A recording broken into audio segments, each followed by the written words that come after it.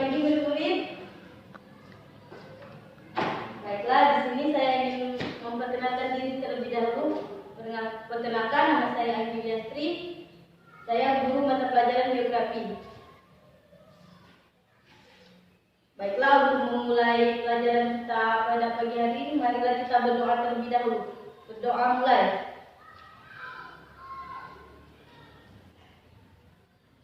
Doa selesai. Baiklah, selanjutnya kita absen terlebih dahulu. Untuk yang hadir, tolong angkat tangannya. Kita mulai. Sarah, Selvi, Indah, Akbar, Wulan, Mona, Ali. Ya, sepertinya semuanya sudah hadir semua. Baiklah. Di sini saya ingin menjelaskan tentang proses pembelajaran kita untuk kedepannya.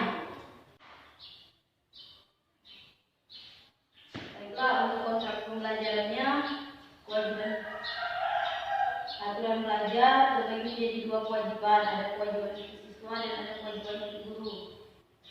Kewajiban untuk siswa harus datang tepat waktu, dispensasi waktu hanya 10 menit, kecuali setelah jam olahraga, dispensasinya 15 menit. Siswa melanggar poin 1 selama 3 kali pertemuan agar dapat mengikuti pelajaran berikutnya, maka siswa harus membawa surat izin tertulis dari wali kelas dan kepala sekolah. Siswa harus bersikap sopan dan santun selama pembelajaran berlangsung. Siswa dilarang mengaktifkan telepon genggam, laptop dan alat elektronik lainnya selama pembelajaran berlangsung. Siswa boleh membawa minuman ke ruangan kelas dengan syarat minuman tersebut memiliki penutup agar tidak tumpah. Siswa harus masuk di kelas pada mata pembelajaran geografi dari 80% dari hari efektif. Siswa harus mengerjakan semua tugas dari guru yang berhubungan dengan pembelajaran. Siswa harus mentaati pelaksanaan kontrak belajar. Kewajiban guru harus mengecek kehadiran siswa setiap kali masuk kelas. Guru memberikan pelajaran sesuai dengan jadwal. Jika ada perubahan jadwal pelajaran, maka harus berdasarkan persetujuan semua peserta. Guru memberikan penilaian akhir kepada peserta didik. Tugas-tugas 20%, UH 20%, UTS 30%, UAS 30%. Apabila guru tidak bisa hadir selama 3 kali berturut-turut, ada keterangan, siswa dapat melaporkan. Tidak ada keterangan, siswa dapat melaporkannya kepada wali kelas. Guru memberikan hukuman kepada siswa yang melanggar peraturan. Lanjut ke materi. Di sini saya ingin bertanya, apakah ada yang tahu tentang geografi atau pengertian dari geografi? Baiklah, pengertian dari geografi itu sendiri adalah ilmu tentang permukaan bumi, di mana di dalamnya terdapat iklim, penduduk, flora dan fauna. Keragaman budaya di Indonesia. Kalian pasti sering bertanya, mengapa terjadi keragaman budaya di Indonesia? Begini penjelasannya.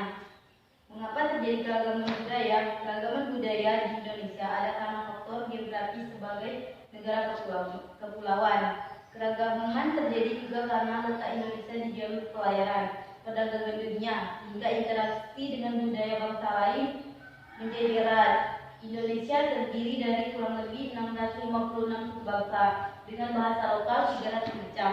Keanekaragaman tersebut merupakan kekayaan milik bangsa Indonesia yang harus kita jaga dan lestarikan, sehingga mampu memberikan warna ketentraman dan kedamaian bagi rakyat Indonesia.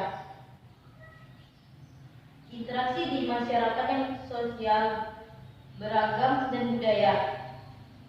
Meningkatkan toleransi antar sesama. Toleransi sangat dibutuhkan pada sesama masyarakat Indonesia agar bisa saling membantu satu sama lainnya tanpa memandang suku, agama, ras dan antar golongan. Toleransi merupakan sikap untuk mengerti, memahami dan menerima perbedaan antar individu. Sikap ini tanpa paksaan dan tidak ingin memaksakan orang lain untuk melakukan hal yang sama. Mengembangkan sikap saling menerima. Perbedaan adalah keniscayaan dalam masyarakat.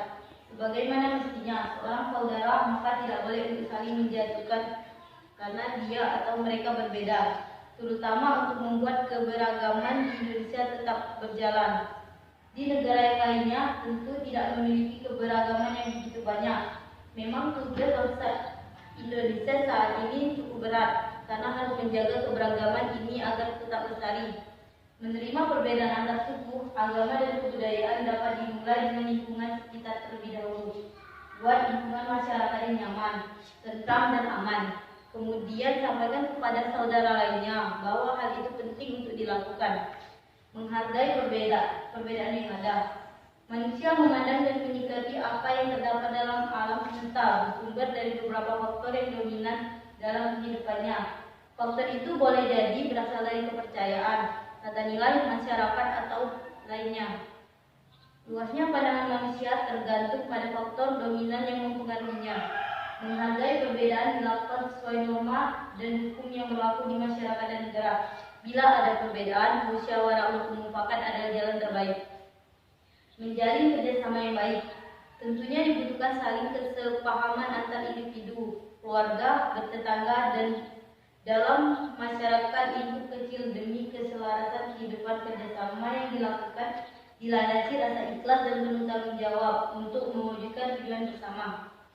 Secara ringkas, penyebab keragaman budaya di Indonesia terjadi karena 1. Letak strategis wilayah Indonesia, 2. Kondisi negara kepulauan, 3. Perbedaan kondisi alam, 4. Keadaan transportasi dan komunikasi, 5. Penerimaan masyarakat terhadap perubahan, 6. Faktor sejarah, 7. Faktor agama, 8. Pengaruh kebudayaan asing, 9. Ras, 10. Golongan atau kelompok dalam masyarakat.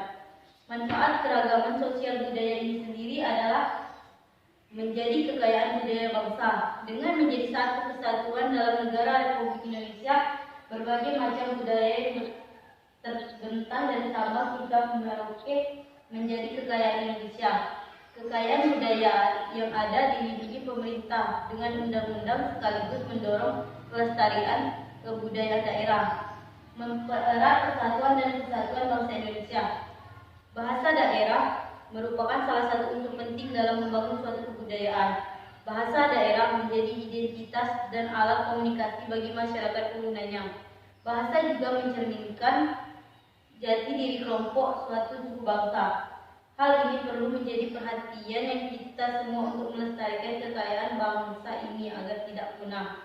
Upaya yang dapat dilakukan adalah 1. Mengajarkan bahasa daerah oleh orang tua kepada anak-anaknya. 2. Menggunakan bahasa daerah dalam pendidikan, terutama kelas-kelas awal. 3. Kebijakan penggunaan dan pelestarian daerah oleh pemerintah. Memperluas toleransi dan wawasan masyarakat tentang keragaman budaya. Menghargai perbedaan saat bermasyarakat, berada di sekolah, dan lingkungan kerja menjadi penting. Indonesia adalah negara multikultural, tapi bukan multikultural. Karena itu multikulturalisme tidak menjadi solusi dalam pengelolaan keragaman Indonesia. Toleransi perlu di tengah masyarakat yang berbeda-beda. Perbedaan adalah keniscayaan dalam masyarakat. Sebagaimana mestinya seorang saudara, maka tidak boleh untuk saling menjatuhkan karena dia atau mereka berbeda, terutama untuk membuat keberagaman di Indonesia tetap berjalan. Di negara yang lainnya tentu tidak memiliki keberagaman yang begitu banyak. Memang tugas masyarakat Indonesia saat ini cukup berat karena harus menjaga keberagaman ini agar tetap lestari. Menerima perbedaan antar suku, agama, dan kebudayaan dapat dimulai dengan lingkungan sekitar terlebih dahulu. Buat lingkungan masyarakat yang sangat tentram, nyaman, dan aman. Kemudian sampaikan kepada saudara yang lainnya bahwa hal itu penting untuk dilakukan. Menjadi daya tarik wisata. Setiap daerah memiliki budayanya masing-masing dan tentunya daerah kita masih menemukan kelompok-kelompok yang menggunakan bahasa yang benar-benar berbeda dengan latar belakang sejarah. Biasanya setiap budaya memiliki peninggalan bersejarahnya masing-masing. Tentu peninggalan bersejarah ini akan sangat baik daerah tersebut untuk dijadikan objek wisata seperti museum, monumen, tempat wisata lainnya. Sadar atau tidak, wisatawan yang berkunjung ke Indonesia bukan semata-mata karena kekayaan alamnya yang begitu indah, tapi juga karena Indonesia kaya akan budaya yang tidak mungkin kita temukan di negara lain. Wisatawan asing begitu takjub dengan keberagaman kebudayaan yang ada di negara kita yang begitu kental. Sebut saja Bali, Jogja, dan Toraja. Setiap tahunnya ada jutaan turis asing yang memilih tempat itu untuk dijadikan tujuan, bukan hanya untuk berwisata, tapi juga menambah pengetahuan. Menjadi warisan budaya dunia sebagai bagian dari bangsa-bangsa yang ada di dunia. Indonesia menjadi unsur untuk memelihara kebudayaan manusia di dunia. Suatu kebudayaan tentunya terdiri dari berbagai macam hal yang berhubungan dengan daerah asalnya. Unsur-unsur budaya mulai dari bahasa, busana, tarian, kuliner, rumah adat, bahkan mitos-mitos atau kepercayaan yang berbeda-beda. Beberapa budaya Indonesia yang telah diakui dunia sebagai warisan budaya dunia, di antaranya adalah pencaksilat, batik, keris, perahu, pinisi, gamelan, dan sistem irigasi persawahan tradisional asal Bali yang bernama subak. Oleh karena itu, keragaman sosial budaya menjadi kebudayaan nasional yang berlandaskan Undang-Undang Dasar. Sebagai pelajar, generasi muda, anggota masyarakat hendaknya mengembangkan keragaman sosial budaya menjadi kebudayaan nasional dengan landasan dan arah tujuan yang dituangkan dalam penjelasan Pasal 32 Undang-Undang 1945 yang berbunyi, kebudayaan bangsa ialah kebudayaan yang timbul sebagai buah usaha budinya rakyat Indonesia seluruhnya. Kebudayaan lama dan asli yang terdapat sebagai puncak-puncak kebudayaan di daerah di seluruh Indonesia terhitung sebagai kebudayaan bangsa. Usaha kebudayaan harus menuju ke arah kemajuan adab, budaya, dan persatuan dengan tidak menolak bahan-bahan baru dari kebudayaan asing yang dapat memperkembangkan atau memperkaya kebudayaan bangsa sendiri, serta mempertinggi derajat kemanusiaan bangsa Indonesia. Jadi, kebudayaan nasional adalah suatu kebudayaan yang mampu memberi makna bagi kehidupan berbangsa dan berkepribadian akan dapat dibanggakan sebagai identitas nasional. Baiklah, itulah penjelasan dari Ibu. Ada yang ingin ditanyakan atau masih kurang jelas? Sepertinya sudah diperjelas. Mungkin itu saja yang dapat Ibu sampaikan. Mohon maaf bila ada banyak kesalahan. Kepada Allah saya mohon ampun. Wassalamualaikum warahmatullahi wabarakatuh.